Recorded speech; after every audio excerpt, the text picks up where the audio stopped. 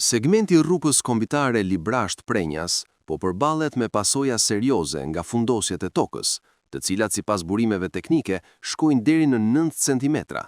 Ky fenomen ka bërë që qarkullimi të jetë i vështirë dhe ka rritur rrezikun për trafikun e qytetarëve dhe transportin e mallrave, duke nxjerrë në pa aftësinë e Ministrisë së Infrastrukturës dhe Energjisë e udhëhequr nga Belinda Balluku.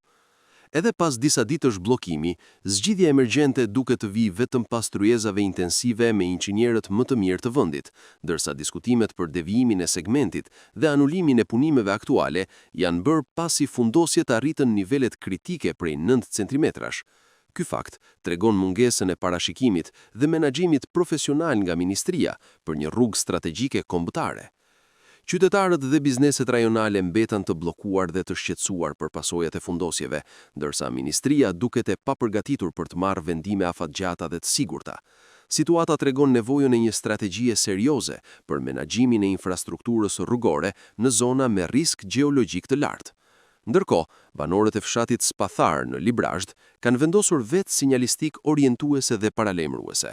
Sinjalistikat me emrin e destinacioneve janë vendosur në segmentin rural Spathar, rruga antike Egnatia, Dardh, Hotolisht, i cili po përdoret si rrugë alternative pas bllokimit të aksit kombëtar Librasht-Prenjas.